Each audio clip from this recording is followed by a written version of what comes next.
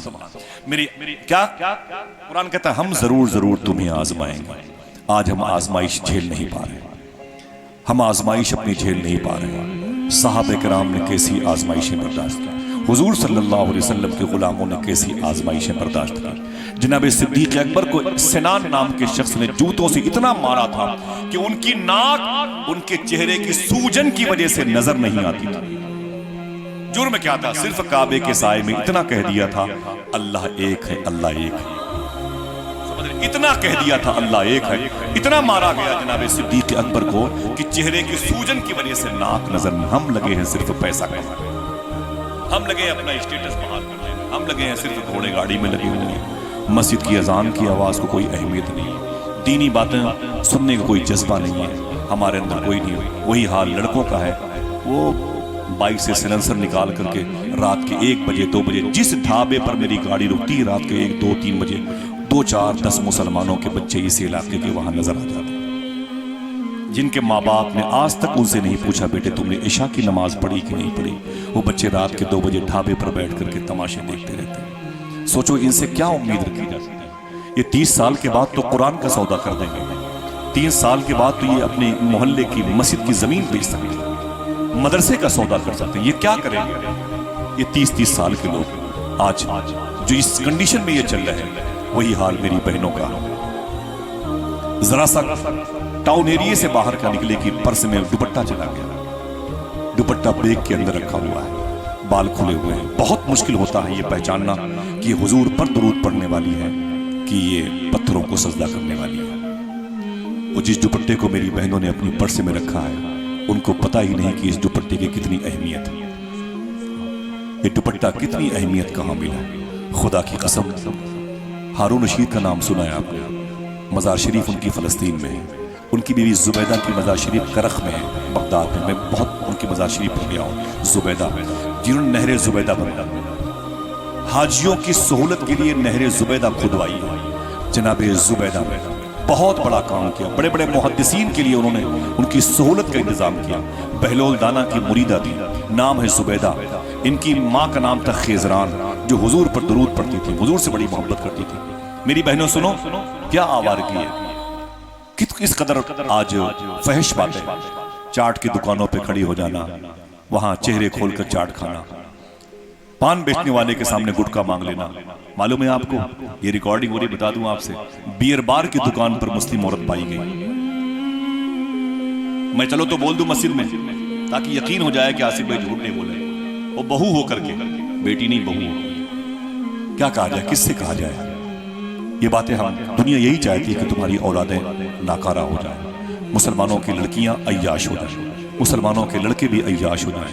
इनको इस कदर डुबो दो गुनाहों में कि कुरान पढ़ने वाला फिर कोई ना हो, दुरूद पढ़ने वाला कोई ना हो। मदारिस की अहमियत का अंदाजा इसको नहीं हो। 2 महीने भी किसी आलिम के पास बैठकर वजू नमाज के मसले नहीं सीखता। नशे की सबसे ज्यादा दुकानों पर मुसलमानों के बच्चे नजर आते हैं। गैर मुस्लिमों के करीब बैठकर के माँ बहनों का वही हंस के बात करना, 3 सामान खरीदना है जिसके लिए 2 घंटे बैठी है। क्या तमाशा है। बसों पे देखे तो उनकी सीट पर वो बैठी हुई, कुछ बोल दे तो आखिर हालात खराब हो जाए। मालूम है आपको, ये हारून रशीद की बीवी है। काश इन बातों को याद रखें और अपनी बहनों को बताएं, हाथों को उठाएं, मेरी इस बात को अपने घर में बताएंगे। दिल से बोले इंशाअल्लाह। हारून की बीवी है जुबैदा, इनका इंतकाल हो गया। बहुत ही नेक औरत थी, नमाजों की पाबंद औरत थी, दुरूद पढ़ने वाली माँ की दुरूद पढ़ने वाली बेटी थी। बाप हारून भी बुजुर्गों से मोहब्बत करने वाला था, मुहद्दिसीन से, फुक़हा से, मुज्तहिदीन से मोहब्बत करता था। इनका इंतकाल हुआ। नेक काम बहुत किया था जुबैदा ने, हाजियों के लिए इतनी सहूलत की। मालूम है, इंतकाल के बाद इनसे किसी ने पूछा था, मा फ़अलल्लाहु बिका, ऐ जुबैदा तेरे साथ अल्लाह ने क्या सलूक किया? आपने वादा किया इंशाअल्लाह बताओगे ना अपनी बहन बेटियों को? इंशाअल्लाह बोले भाई, चिराग से चिराग जले, चिराग से चिराग जले। मालूम है आपको, ये वीडियो जो बनती है ना, ये सब लोगों ने देख देख करके इस्लाम की तरफ माइल हो गए, इस्लाम की तरफ। गौस पाक की बातें सुनते सुनते लोग गैर मुस्लिम भी गौस पाक से मोहब्बत करने लगे। मेरे साथ अगले महीने के सफर में 4 हिंदू लोग गए थे, मेरे हिंदू भाई बगदाद शरीफ। अरे आप वो हिंदू होके गए थे, आप मुसलमानों के सुभान अल्लाह तो कह दीजिए। 4 हिंदू भाई बगदाद शरीफ गए थे, उनमें से दो तो पंजाब के थे, दो हजारीबाग झारखंड के थे। उनमें से एक जो थे ना वो गौस पाक की बारगाह में गए, बैठे हुए थे बहुत मोहब्बत से। मैं उनको देख रहा था, मैंने कहा गौस पाक ने अगर इन पर नज़र डाल दी तो फिर मुझ पर भी पड़ेगी इंशाअल्लाह। तब मैं बैठा हुआ था, बाहर निकले तो मैंने कहा कि हुजूर गौस पाक की बारगाह कैसी लगी? तो मालूम है क्या बोले? रोने लगे। बोले कि आसिफ भाई, मैं किस लिए पैदा हुआ था मुझे नहीं पता, मैं किस लिए पैदा हुआ था मुझे नहीं पता, लेकिन आज जब मैंने सैयदना शेख अब्दुल कादिर गौस पाक के रोजे को देखा है तो मेरे दिल से आवाज आई, बस इन्हीं को देखने के लिए पैदा हुआ है। लोग मोहब्बत करना चाहते हैं दोस्तों, समझ रहे हैं आप? तो ये बातें बड़ी कारआमद होती हैं। आप इन बातों को इन हवाले से भी सुन करके अपने घर को, माहौल को आप बेहतर कर सकते हैं। लेकिन जरूरी है कि आप बताएं, खाने के लिए रोटियां गर्म ना हो तो आप लड़ाई करते हैं, सब्जी ना हो, गोश्त ना हो तो आप प्लेटें तोड़ देते हैं, बीवी पर नाराज होते हैं, गाली गलौज देते रहते हैं। कभी कभी खाना कम पड़ जाए तो सूफिया कहते हैं अपने बच्चों के साथ बैठ के पहले हुजूर की बात किया करो, हुजूर की नात पढ़ा, ताकि अल्लाह उस खाने में बरकतें अता फरमाए। समझ रहे हैं? बच्चे बीमार हो तो बच्चों को बिठा करके हुजूर की नातें, हुजूर की बातें किया करो, ताकि अल्लाह बच्चों को शिफा अता फरमा दे। हुजूर के जिक्र में बीमारियों से शिफा है। समझ रहे हैं आप? मालूम है जुबैदा कहती है कि मुझसे पूछा मेरे मरने के बाद, मा फ़अल अल्लाहु बिका, तेरे साथ अल्लाह ने क्या सुना? मेरी बहनों सुनना इस, तेरे साथ अल्लाह ने क्या सुना? तो जुबैदा कहती हैं कि मुझे रब के हुजूर पेश किया गया, मैं मालिकन थी, राजकुमारी थी, बहुत बड़े बादशाह की बेटी थी, 60-75% जमीन पर मेरी हुकूमत थी, मेरा शौहर हारून रशीद आले अब्बास का इतना बड़ा बादशाह था।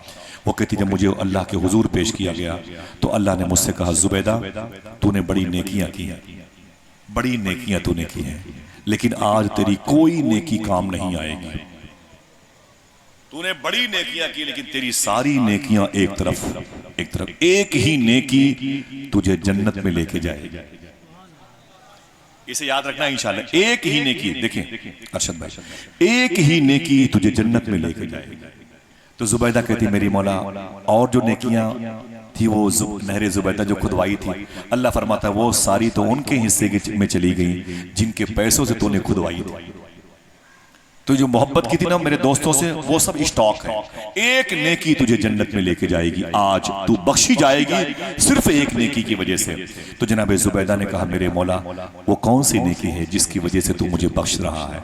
तो जनाब जुबैदा से परवरदिगार आलम ने कहा, जुबैदा दोपहर का वक्त था, जोहर की अजान हो रही थी, तू मालिकन राजकुमारी रानी बन के अपने घर के महल में आंगन में बैठी हुई थी। इनका महल गौस पाक के रोज़े शरीफ से तकरीबन 4 किलोमीटर के फासले पर है। इनका जो महल है करीब में शेख शहाबुद्दीन उमर शाह सोहरवर्दी का रोज़ा है। कभी चलेंगे तो हम आपको दिखाएंगे, हालांकि इनका महल नहीं दिखाएंगे, वो दूर से देख लीजिएगा, जिसको शौक है अपना जाए। हम आपको गौस पाक का रोज़ा दिखाएंगे इंशाअल्लाह, ठीक है इंशाअल्लाह। मुझे क्या मतलब महल वगैरह से, उजले हुए चमन से, सबसे बड़ा महल तो बगदाद में गौस पाक का है माशाअल्लाह। मालूम है अल्लाह ने फरमाया, ऐ जुबैदा सुन, जोहर की अजान की आवाज तेरे कानों में आई, और ये जो दुपट्टे थे ना, ये दुपट्टे उनके सर पे नहीं थे, जुबैदा के सर पे दुपट्टे ने वो सब रखे हुए थे, सारी सहेलियां बगैर दुपट्टे के बैठी हुई थी। जुबैदा कहती मेरे भी दुपट्टे नीचे रखे हुए थे और हंस हंस के सब सहेलियां बातें करती थी, खेल कूद की फिजा कायम थी।